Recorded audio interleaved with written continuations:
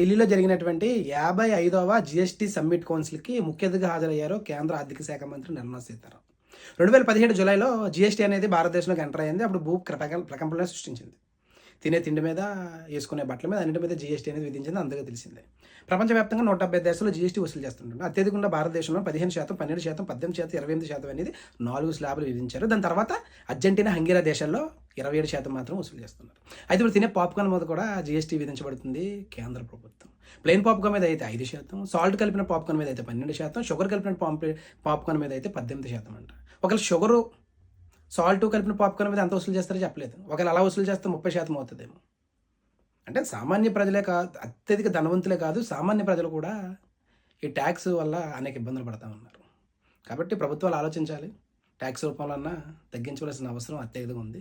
లేదంటే అత్యధిక ధనవంతుల విషయం పక్కన పెడితే పేదవారు తినే వస్తువు మీద కూడా ఆశలు వదులుకోవాల్సి ఉంటుంది.